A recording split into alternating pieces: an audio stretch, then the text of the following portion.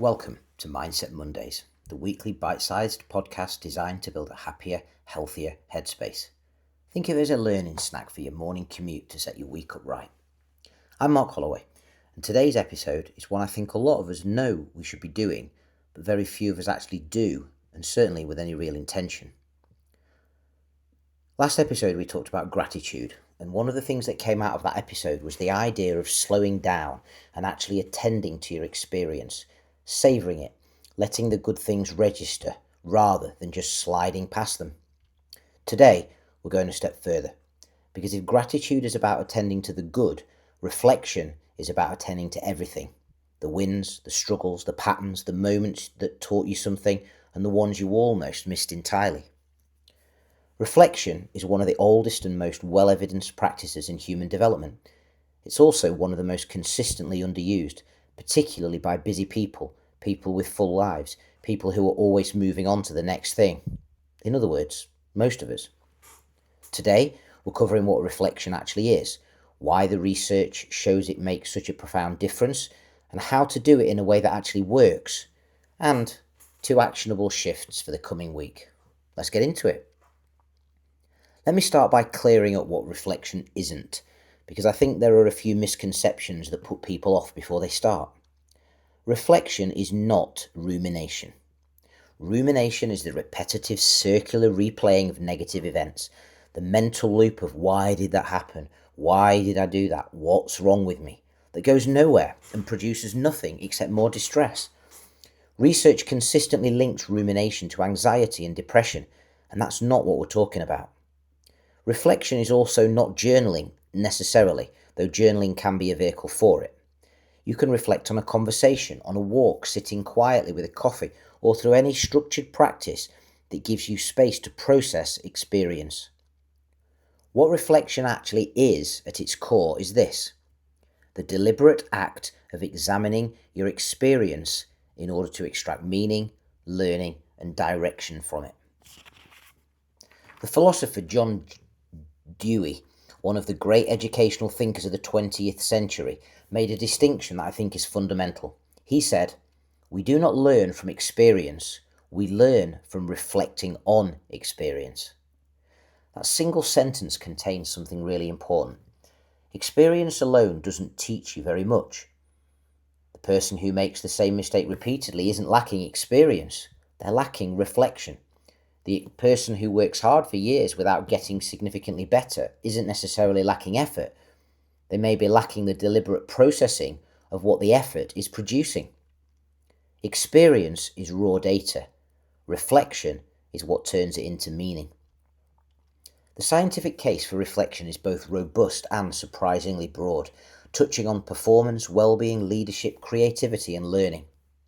Let's start with a study that I find genuinely striking. In 2014, researchers Stefano, Gino, Pisano, and Stats conducted a series of experiments examining the effect of reflection on learning and performance. In one study, participants in a training program were divided into 2 groups. Both groups did the same work, but one group spent the last 15 minutes of each day writing a brief reflection on what they had learned that day. The other group simply continued working for those 15 minutes. After just 10 days, the group that reflected outperformed the non-reflecting group by 23% on subsequent performance assessments. 23% from 15 minutes of reflection a day over 10 days. The researchers concluded that reflection allows people to extract the maximum value from their experiences, to consolidate what they've learned, identify what worked and what didn't, and approach future situations with greater clarity and intention. Professor Zenios at Stanford Business School has incorporated structured reflection into his MBA programs on the basis of this kind of evidence, finding that students who build reflection into their learning process not only retain more, but develop more adaptable, nuanced thinking than those who don't. The neuroscience behind this connects to what's called the default mode network, a network of brain regions that becomes active when we're not focused on an external task. For a long time, this network was considered the brain's resting state, what it did when it wasn't doing anything. More recent research, however, has shown something quite different. The default mode network is now understood to be the seat of some of the brain's most important work: self-referential thinking, future planning, empathy, creative insight, and meaning making. In other words, the brain does some of its most valuable processing precisely when you give it space, when you're not scrolling, not consuming, not in back-to-back meetings, not always in reactive mode. The problem for most of us is that we fill every available gap with stimulation, and the default mode network rarely gets the space it needs to do its work. Reflection, deliberately practiced, is essentially giving your default mode network permission to do what it's built for. Dr. Tasha Yorick, an organizational psychologist and author of Insight, has produced some of the most compelling research specifically on self-awareness, which she defines as the ability to see yourself clearly, your values, your patterns, your impact on others, and how your inner world shapes your outer behavior. Her research found that while 95% of people believe they are self-aware, only about 10 to 15% actually meet the criteria when assessed objectively. The gap between how well we think we know ourselves and how well we actually do is enormous, and reflection, specifically the right kind of reflection, is the primary tool for closing it. Now, not all reflection is equal, and one of Dr. Yorick's most important findings is about the kind of question that drives it. She found that people who ask themselves why questions when reflecting, why did I react that way? Why do I feel like this? Why did that happen? Tend to end up in rumination rather than insight. Why questions, it turns out, often produce rationalizations and stories rather than genuine self-knowledge. The brain reaches for a satisfying narrative, a reason, rather than an honest observation. The more productive question, her research showed, is what? What was I feeling in that moment? What did I value in that situation? What would I do differently? What does this pattern tell me about what matters to me? What questions are concrete, forward-facing, and less likely to spiral into self-criticism? They produce data you can act on, rather than explanations that lead nowhere. This is a small but significant shift. If you currently reflect by asking yourself, why did that go wrong? Try replacing it with, what can I take from that and what would I do differently? The quality of your reflection will change immediately. There's also a distinction between event-level reflection, examining a specific experience, and pattern-level reflection, which steps back to ask what recurring themes are showing up across your experiences over time. Both are valuable, but most people only ever do the first and rarely get to the second, which is where some of the deepest and most changing insights live. The practice of deliberate reflection shows up consistently in the lives of most of thoughtful and effective people in history, and it's worth looking at how they actually did it, not just the fact that they did. Marcus Aurelius, the Roman emperor, kept private journals for much of his reign, the writings we now know as the Meditations. What's remarkable about the Meditations is that they were never intended for publication. They were private reflective practice, a place where Aurelius examined his own behaviour, questioned his assumptions, held himself accountable, and worked out what he believed. The emperor of the most powerful empire in the world found it essential to regularly sit down and examine himself honestly in writing. Warren Buffett has spoken extensively about the role of reflection and deep thinking in his success. He famously spends around 80% of his working day reading and thinking, protecting vast amounts of unstructured time for what most people would call non-productive activity. He attributes his track record of exceptional decision-making in large part to his practice of sustained, quiet reflection rather than reactive, meeting-heavy working patterns. He once said, "I insist on a lot of time being spent, almost every day, to just sit and think." Jeff Weiner, the former CEO of LinkedIn, built regular buffers of completely unscheduled time into his calendar, specifically for reflection and thinking. He wrote publicly about initially resisting this practice, feeling that unscheduled time was wasteful, and then discovering that it was producing some of his most valuable strategic insights. He described moving from viewing scheduled space as an indulgence to understanding it as the most important productivity tool I have. Maya Angelou, the poet, memoirist, and activist, kept journals throughout her life and wrote extensively about the role of reflection in her creative and personal development. She was a fierce advocate for the examined life, the willingness to look honestly at your own experience as the source of both art and wisdom. Albert Einstein is reported to have said, "If I had an hour to solve a problem and my life depended on the solution, I would first spend 55 minutes determining the proper question to ask." That discipline of stepping back, of refusing to immediately react, is at the heart of what serious reflection makes possible. And perhaps most powerfully, in a contemporary context, Ray Dalio, founder of Bridgewater Associates, one of the world's largest hedge funds, built an entire organizational culture around what he called radical transparency and reflection. He kept detailed notes on every significant decision and outcome, reflected systematically on what worked and what didn't, and turned those reflections into documented principles that guided future decisions. His book, Principles, is essentially a record of decades of structured reflection codified into learnable frameworks. So, let me give you the practical principles because the research in these examples converge on some consistent patterns. Number 1, keep it regular but not necessarily daily.